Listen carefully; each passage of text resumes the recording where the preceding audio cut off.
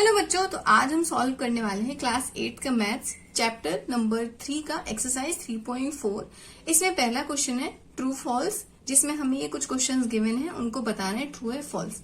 तो question number A है all rectangles are square. तो ये रॉन्ग हो जाएगा, क्यों? क्योंकि जो रेक्टेंगल होते हैं वो स्क्वायर की कंडीशन को फुलफिल नहीं करते। स्क्वायर की कंडीशन ये है कि all 4 sides are equal, but इसमें 2 साइड्स ही इक्वल होती है। दैट्स वाई ये क्वेश्चन हो जाएगा फॉल्स, है ना। तो right down question number A हो जाएगा फॉल्स। ठीक है। क्वेश्चन नंबर बी है ऑल रोम्बसेस आर पैरेललोग्राम्स। तो क्या जितने रोम्बस होते हैं वो पैरेललोग्राम होते हैं? हाँ, तो ये हो जाएगा true.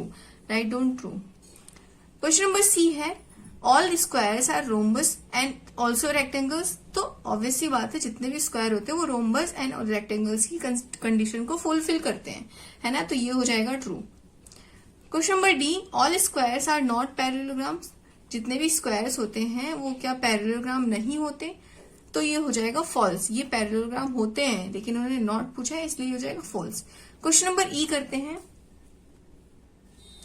All kites are rhombuses. क्या जितने भी काइट्स होते हैं वो रोम्बस होते हैं? तो ये हो जाएगा फॉल्स। नहीं, जो काइट्स होती है वो रोम्बस की कंडीशन को फुलफिल नहीं करती, क्योंकि जो काइट्स होते हैं उसमें 2 साइड्स ही इक्वल होती है, एंड रोम्बस की कंडीशन ये है कि चारों साइड्स इक्वल होनी चाहिए। एफ है ऑल रोम्बसेस आर काइट्स। तो ये हो जाएगा F is true. Right. Question number G all parallelograms are trapezium. क्या जितने भी पैरेललोग्राम होते हैं वो ट्रेपेजियम होते हैं? तो ये हो जाएगा जी, हो जाएगा ट्रू, है ना। जितने भी पैरेललोग्राम्स होते हैं वो ट्रेपेजियम ही होते हैं। एच है ऑल स्क्वायर्स आर ट्रेपेजियम। क्या जितने स्क्वायर्स होते हैं वो ट्रेपेजियम होते हैं, है ना। तो ये हो जाएगा ट्रू। जितने भी स्क्वायर्स होते हैं वो ट्रेपेजियम भी होते हैं, और पैरेललोग्राम जो होते हैं वो भी ट्रेपेजियम होते हैं। सो क्वेश्चन नंबर 2 में इन्होंने बोला है आइडेंटिफाई करना है ऑल द क्वाड्रिलेटरल्स दैट है option. Question number A 4 sides of equal length. तो आपको पता होगा स्क्वायर एंड जो रोम्बस होते हैं उसमें 4 साइड्स होती हैं, इक्वल लेंथ की होती है। तो right down rhombus and square, है ना। Rhombus and square have all 4 sides of equal length, है ना। नेक्स्ट क्वेश्चन है बी 4 राइट एंगल्स। अब 4 राइट एंगल्स किस किस में होते हैं? तो राइट डाउन बी हो जाएगा 4 राइट एंगल्स। तो हमें पता है स्क्वायर, रेक्टेंगल, इसमें 4 राइट एंगल्स होते हैं। तो right down square and rectangle have 4 right angle. Right. इस तरीके से क्वेश्चन नंबर 2 हमने कर लिया। नाउ क्वेश्चन नंबर 3 में इन्होंने पूछा है explain how a square is.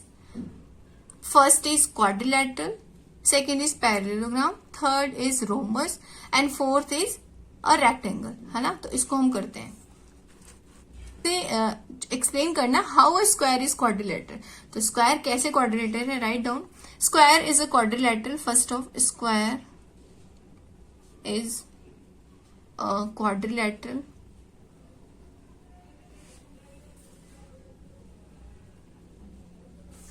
Square is a quadrilateral. अब क्यों है? Because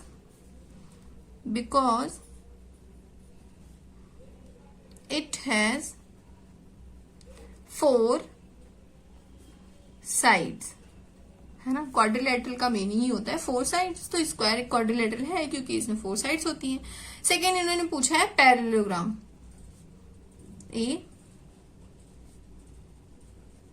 parallelogram. अब स्क्वायर पैरेललोग्राम क्यों है? क्योंकि स्क्वायर जो होती है अपोजिट साइड्स होती हैं वो पैरेलल होती हैं, है ना, और अपोजिट एंगल्स वो भी इक्वल होते हैं, तो इसलिए पैरेललोग्राम है। Write down square is a parallelogram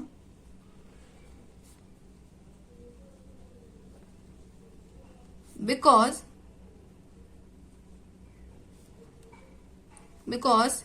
its opposite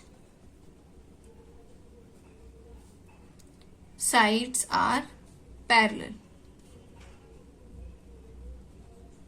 parallel and opposite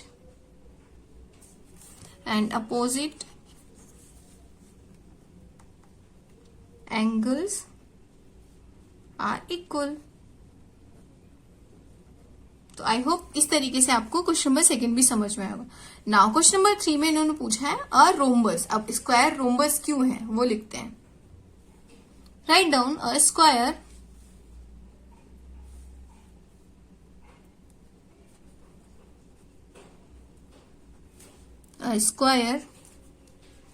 is a rhombus because square is a rhombus because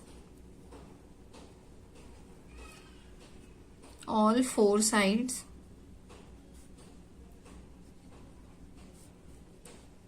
are of equal length, है ना। सारी फोर साइड्स होती हैं वो इक्वल लेंथ की होती है। एंड डायगनल जो होते हैं वो बाइसेक्ट करते हैं, diagonal bisect at right angle, ठीक है। तो इसलिए वो स्क्वायर जो है वो रोम्बस है। Fourth is a rectangle. अब स्क्वायर जो है वो रेक्टेंगल क्यों है। Write down square is a rectangle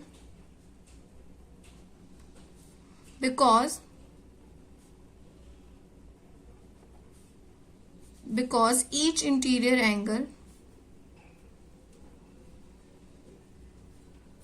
angle of the square is कितने डिग्री का होता है 90 डिग्री, ठीक है। इस तरीके से हमने क्वेश्चन नंबर 3 को सॉल्व कर लिया। क्वेश्चन नंबर 4 में इन्होंने क्वेश्चन नंबर 4 में name the quadrilaterals whose diagonals are bisect each other are perpendicular bisectors of each other are equal. तो क्वेश्चन नंबर 1 करते हैं। पहला तो हो जाएगा parallelogram rhombus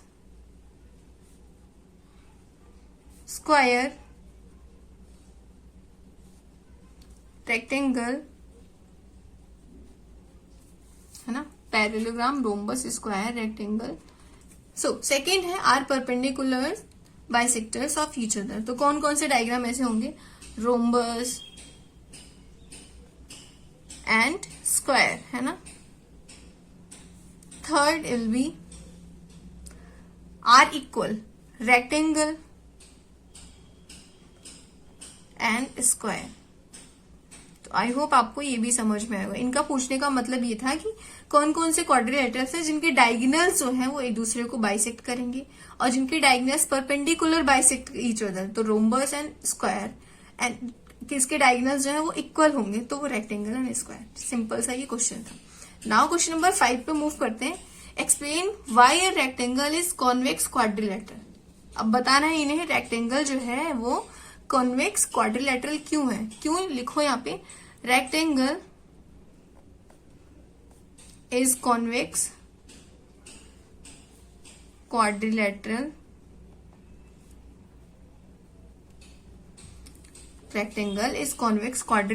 because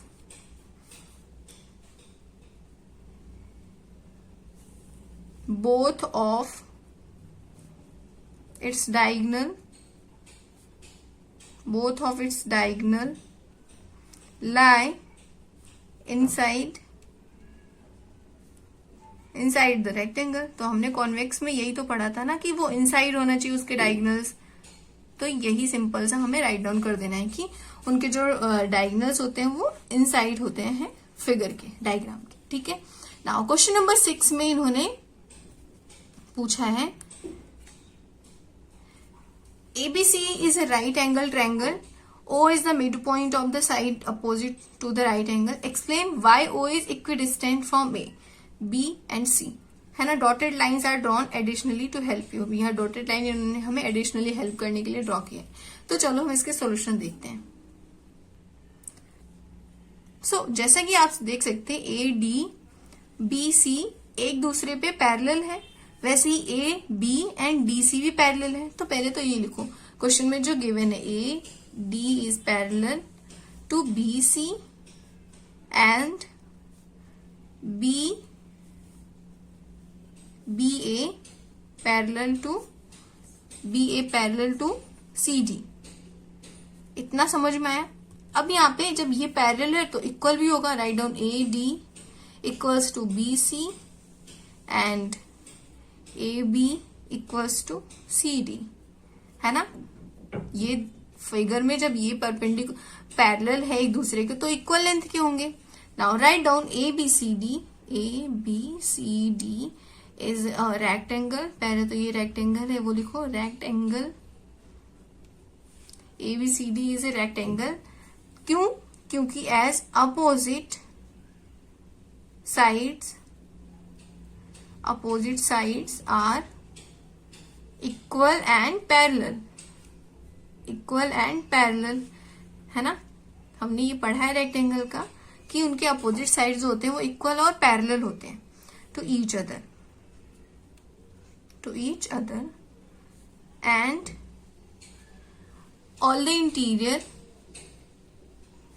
all the interior angles जो होते हैं वो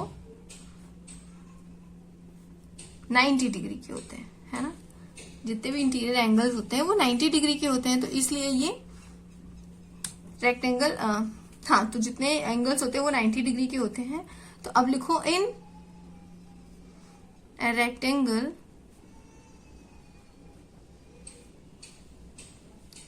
डायगोनल्स जो होते हैं, डायगोनल आर ऑल्सो इक्वल। तो हम ये रेक्टेंगल की पहले तो डिफाइन कर रहे हैं कि क्यों होता है। Equal length and also in bisect each other, right. तो इतना हमने रेक्टेंगल का डिफाइन कर दिया कि वो जो ओ मिड पॉइंट है तो वो इक्विडिस्टेंस क्यों होता है। जब ये सारी चीजें हैं तो right down hence A O equals to होगा ओ सी के, O C A O C and O B equals to होगा ओ डी के। तो ये तो हो गया, इसलिए ये है equidistance. thus O is equidistance, है ना। इक्विडिस्टेंस का मतलब सेम लेंथ है उसकी from A B and C. I hope question number question number 6 अच्छे से क्लियर हुआ होगा। जस्ट हमने रेक्टेंगल की डेफिनेशन बताई कि उसकी कंडीशंस क्या होती हैं एंड क्यों जो है वो ओ सबसे एकदम बिल्कुल सेम लेंथ पे के डिस्टेंस पे है, ठीक है। आई होप चैप्टर 3 का एक्सरसाइज 3.4 समझ में आया होगा। कोई भी प्रॉब्लम है तो उसको जरूर पूछना। मिलते हैं हम नेक्स्ट चैप्टर में।